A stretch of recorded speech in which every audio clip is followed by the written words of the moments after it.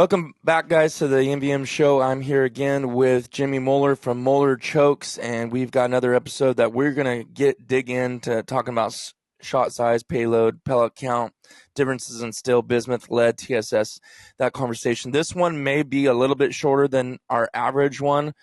We've got some other ones to record, but before we get basically rolling in this conversation, did want to remind you guys that you can check out these chokes. Not that we're even really talking all about it in these episodes, but which is funny because the first 3 episodes we recorded with you, Jimmy, was Yes. we didn't even talk about your chokes, really, No. basically. We were just talking about just everything else about chokes and shotguns and stuff in general, and ended up people wanting to get them. So anyways, just throwing this out there, you guys can get a discount, a 10% discount for our listeners.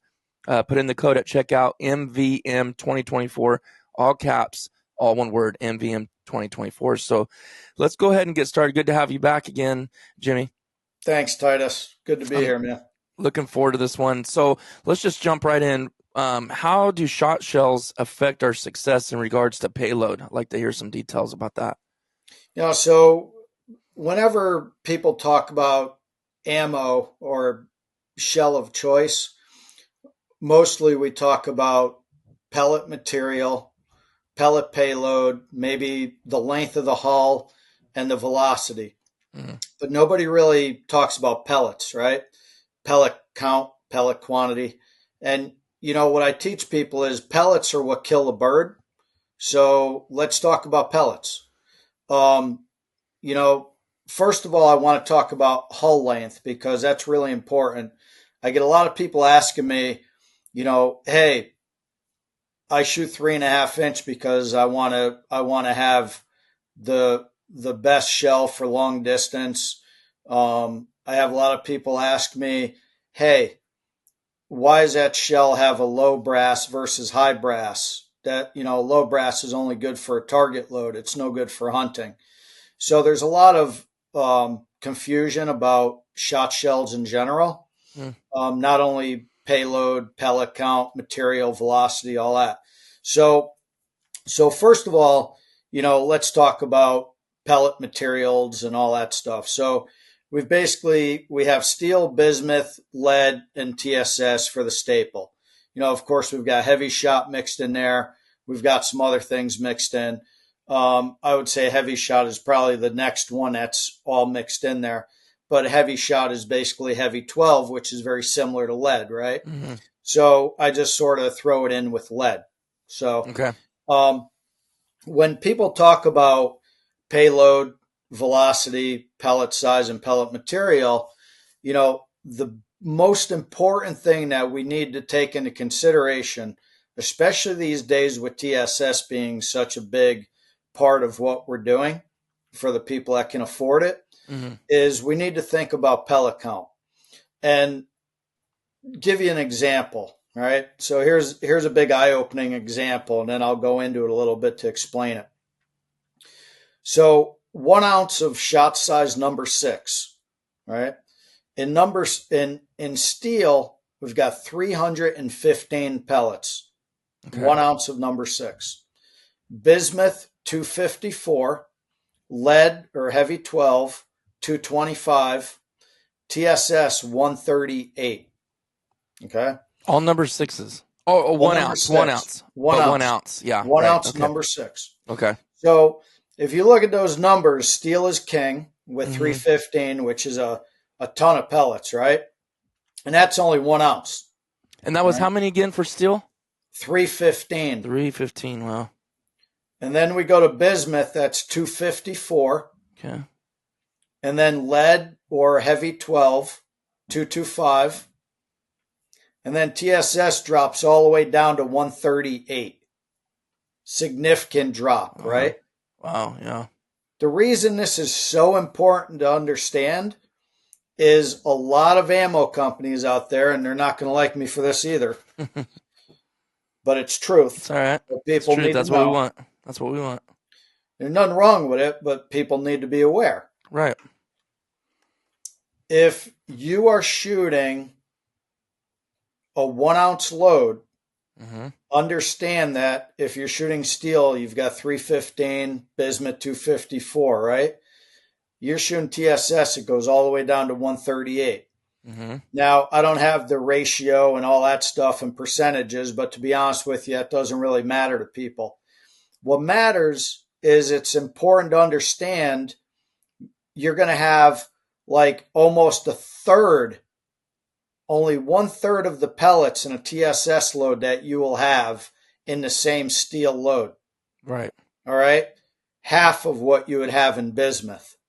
Okay. Mm-hmm. The reason it's really important to know this is most of the ammo companies out there, when they're looking at especially sub-gauge TSS loads or these blends that people are doing with like Mm-hmm. TSS and bismuth or TSS and steel Mm-hmm. or, whatever, understand that the amount of TSS pellets you're getting are so small, you need to be really careful what you're doing with it. So people are spending a boatload of money on TSS, but if they're only shooting like 3/4 of an ounce of TSS, based on this math right here, think about how few of the pellets you're getting going to the bird. Right. And if the bird is close, it won't matter, right? Other than the fact that your pattern is going to be extremely small. So it may be very difficult to hit them. But if you're shooting at a crippled bird on the water at distance, or if you're shooting even at a flying bird at distance, if you've only got 138 pellets, it's going to be really hard to put the pattern on the bird and to be able to hit a vital. Now, let's remember, I understand people will say, yeah, but TSS pattern's a lot tighter. So you're going to put all of those pellets on the bird. Well, that's true, but your pattern's going to be very small, so you may not even hit the bird, right? Hmm. So what pellet count translates to is not only lethality, but it goes back to what I talk about so much, margin of error, okay? So if you look at the pellet count here, your margin of error king is going to be with steel shot. You could be off a lot more and still kill a bird with steel than you can with TSS because you only have 138 pellets versus 315. Mm-hmm. So let's go into detail what I mean about that because I don't want to be vague about things and have people not understand. Right. So let's go back to the whole 30-inch circle thing that people, write as the holy grail, right? In a 30-inch circle, we want to have a minimum of 70 pellets and a maximum of 100 pellets for lethality on a duck-sized target or a goose even, okay? So any type of waterfowl, we want to have 70 to 100 pellets in a 30-inch circle for a one-shot kill, pretty much guaranteed, okay? Mm-hmm. Meaning anything less than 70 may be inadequate, even though it may still be enough if you're on the front of the bird. You're probably going to still hit him in the head or neck and kill him, right? But if you're at 100 pellets, chances are you're going to pretty much obliterate the bird, okay, in a 30-inch circle. Now, with only needing, we'll use 100 pellets for a round number to make it easy for people. 100 pellets inside a 30-inch circle. That's ultimate for a really good, hard kill.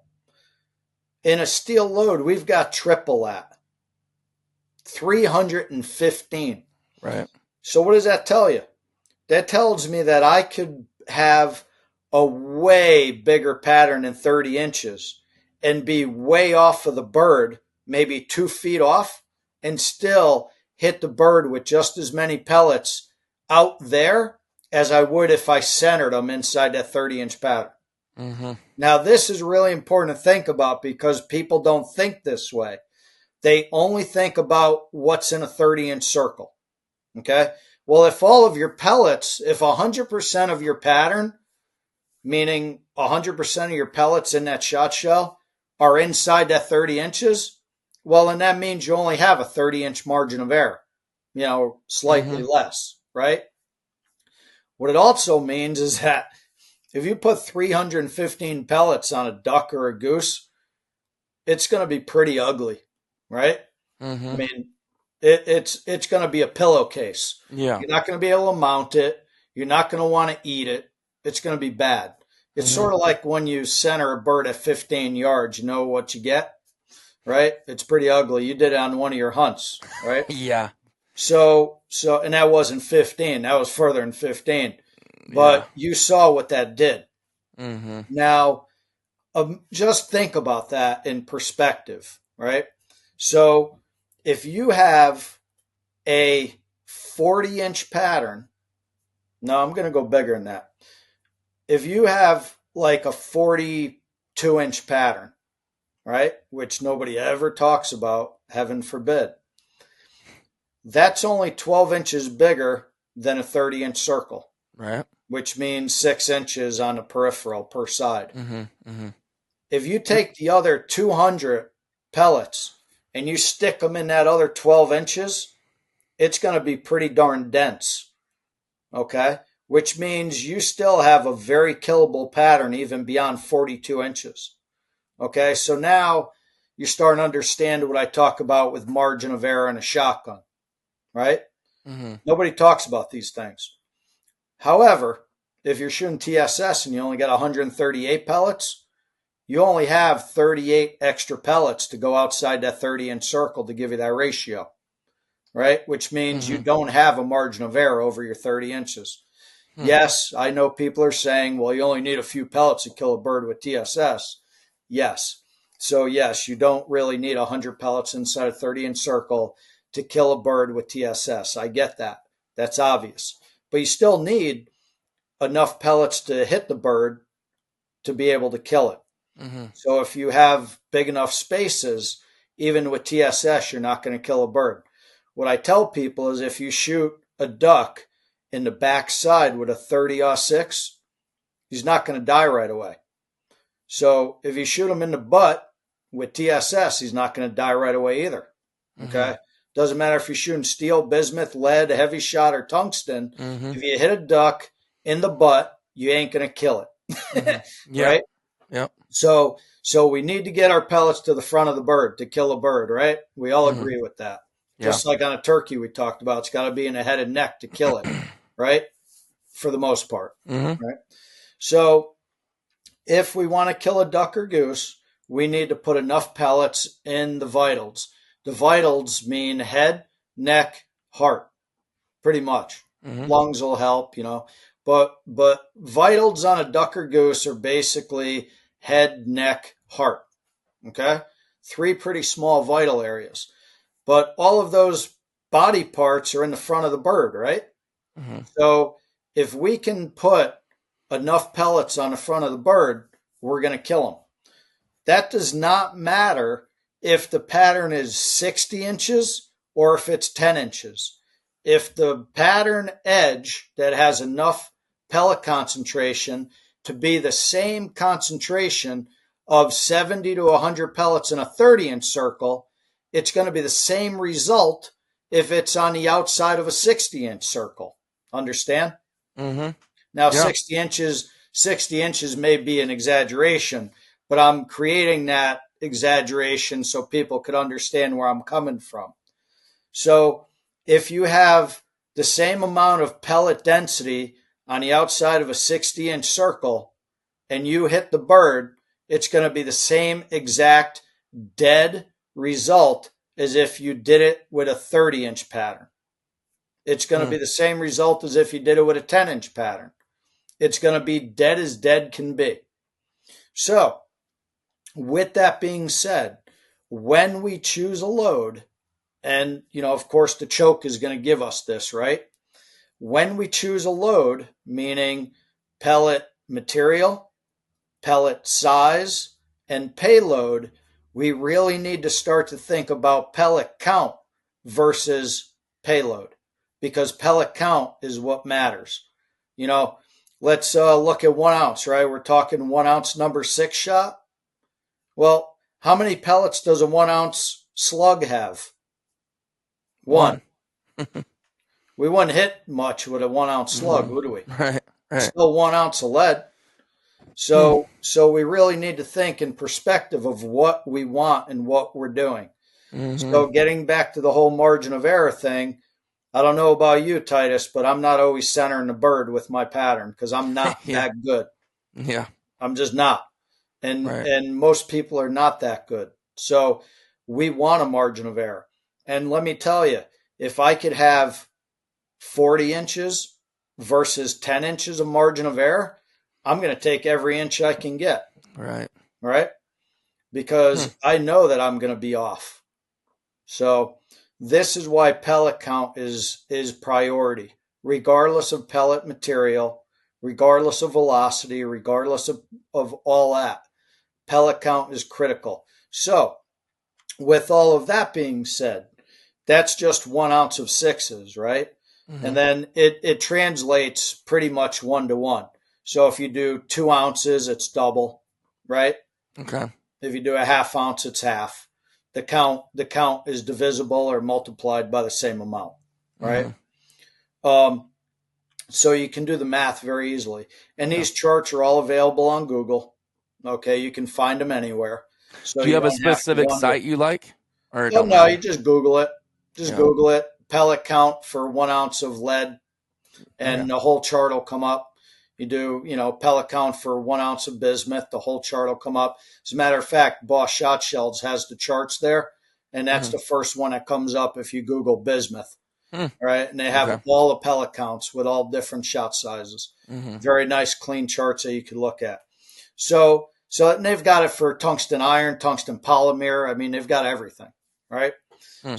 So there's no mystery to it. Mm-hmm. So less pellets means either a smaller pattern or it means bigger holds in your pattern. Yeah. Less And dense. Yeah. usually it's more holds in your pattern. And the bigger the hole, the less chance you have of killing a duck and the more chance you have of crippling it. And if you do have a bird on the water, whether you're water swatting or whether you're shooting a cripple, if you don't have a lot of pellets, you're not going to kill a bird regardless of distance. Mm-hmm. So pellet count is king. So what I always teach people, I've had so many hunters tell me, "Hey man, I shoot cripples with BBs because it really puts a hurting on them." And so what I teach people is if you're going to shoot cripples, the best thing you could do is shoot like number sevens or sixes Mm-hmm. because you're going to cover them with a blanket. You're not going to have any spaces between the pellets and you're going to hit the small head.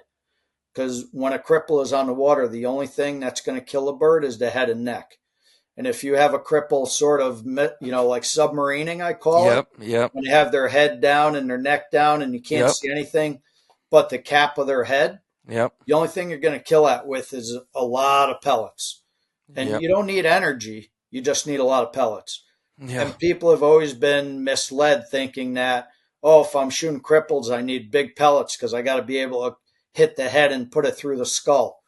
Heck, a number steel 7 at 25 yards will go through the skull of an eider. So, Right. so that's all myth and it's wrong thinking. It's Yep. misleading. So the last thing you ever want to do in a shot shell is use a BB, Hmm. or a triple B. And the Yeah. reason I say that is even in an ounce and 3/8, I don't have the numbers in front of me. I could look it up quick.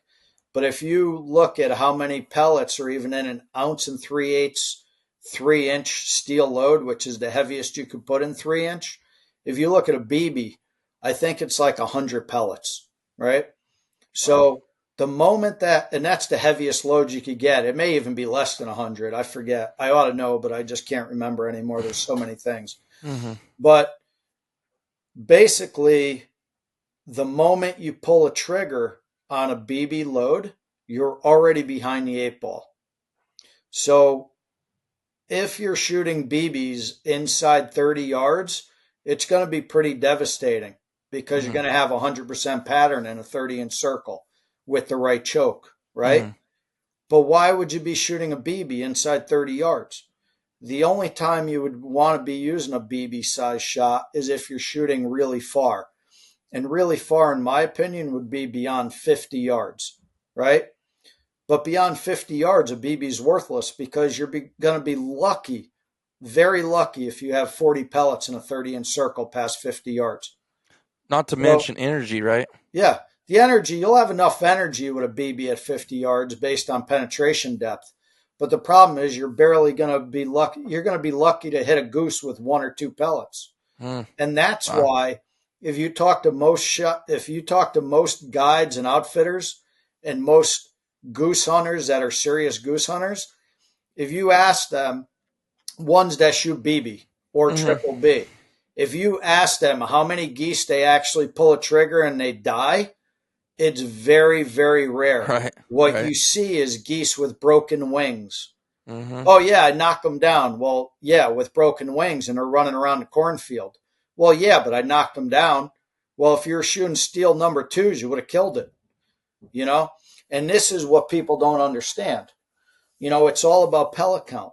So anyway, getting back to the whole ballistics thing and margin of error, really, really pay attention to pellet count because pellets are your friend. And go back to the whole velocity thing. Velocity is not your friend. Yeah. So, you want to keep the velocity slow. You want to keep the payload heavy, and you want to keep the pellet size as small as possible to get the job done. Mm-hmm. And believe me, the pellet size can be way smaller than what people think they need. I agree with Way that. smaller. I wish more places made 7 and 8 shot. Yes. Yes.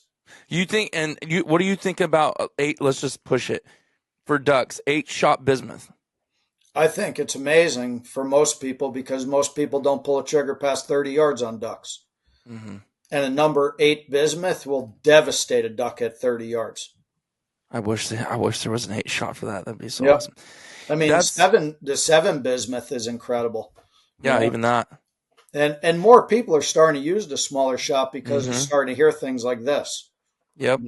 And I personally, me and Harrison have been preaching that for probably, and I don't know what got us going on that. I don't know what, because this has probably been about 3 years ago when I really, maybe 4, when I really switched to the smaller shot. And man, I got a lot of people riled up over that when I would start preaching that. Yep. But what's nice is when you came along, you not only was it just someone like me saying it, it was you with all the backing, the proof. I mean, I was seeing the proof out in the field, but I didn't have all the technical terms that really open people's eyes, because all those episodes we did with you, it was literally just every time, every comment, my eyes are open. I can't believe this. All the lies. Da, da, da. It was just nonstop comment. I mean, I'm still getting comments and views on that, Yeah. and it's good though. It's good. It's a good thing. It's great. I mean, I could give you so many examples, Titus. Like some of the eye-opening examples are like, so when I was younger, we shot lead, right? So my dad or my brother and I, we would be hunting pheasant or crows or ducks or geese, right? My dad never brought anything bigger than a 20 gauge into the woods. It didn't matter if we were hunting geese, if we were hunting turkey, ducks, crows, pheasant. It was never bigger than a 20 gauge. And guess what size shot he used? 7.5 lead. Mm-hmm. And he used to shoot geese, ducks, pheasant, crows, you name it, 7.5s. And that's all we ever needed, because they had enough energy to penetrate, and it was like throwing a blanket on the bird. Yeah. And you had a big margin of error. I mean, we shot 8s and 7.5s for all of our partridge, all of our rough grouse, and even our woodcock. We shot lead 7.5s and 8s at pheasant. Okay? Tell people that, and they'll be like, what? Yeah, go try it. Yeah. We never brought anything bigger than a lead 6 in the woods, ever. Didn't matter what we were hunting. And then when we're out on the breakwater or we're out in the marsh and we're hunting ducks, whether they were divers or puddle ducks, we never shot anything bigger than a lead 6. Okay? If we were shooting a lot of like scoter, or it was a nasty winter day, because it used to be back then, blowing 20 or 30 and white caps and ice and snow, we were shooting lead 4s. If we were shooting a lot of geese and we were making really long shots, we were shooting 3-inch lead 4s or maybe 3-inch lead 2s. Yeah. That was it. So thinking back at that, we're shooting 1.25 ounces of lead 6s at ducks in open water. Yeah. I mean, why is it now everybody feels like they need to shoot a steel 2 or BB for it to kill anything? Or they need to shoot bismuth 4s, or they need to shoot bismuth 3s, or they need to shoot, TSS at, TSS 7s at ducks that are inside 40 yards. I mean, I just want to be able to help people. Right. And this is the methodology and this is the mentality that you need to start to think about. A lead 7.5 will kill, believe me, I've killed thousands of crows shooting lead target loads. And I can assure you, a lot of those crows were killed past 60 yards. A lot of them. Yeah. So you just don't need it. Yeah. No, it's, I think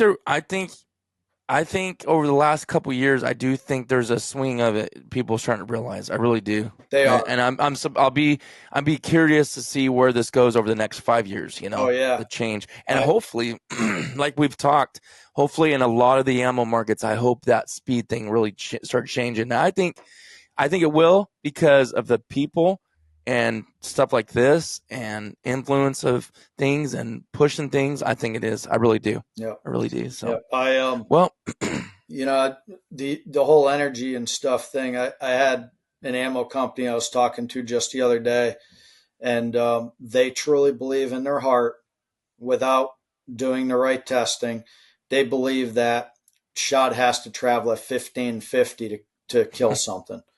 And all I said to him, I said, listen, I could take a pellet gun that starts out at the muzzle at 900 feet per second and kill something goose size animal at 40 yards stone dead. So why are you telling me that it has to be 1550 to kill a bird? It doesn't. It's just, it's myth. It's not real. Yeah. So low velocity, meaning under 1350, and heavy payload with a high pellet count, that's what's going to kill birds at all distances and give you the biggest margin of error to do so. Yeah. So that's awesome. Yeah, man. I think we'll make a difference. I do. I really believe we can. So yep.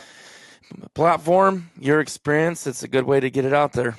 Yep. So I'm doing my best, man. You're helping me. We're doing it. We're trying to educate people. Yeah. So, all right, guys. Well, thanks for listening. Hope you enjoyed this one. I know I did. That was another eye opener on just the payload and the pellet count and all that. It's just good to see and hear about. So, if you want more success in regards to payload, that's the way to do it. So, thanks for listening, and we got a lot more coming. We'll see you guys on the next one. Awesome.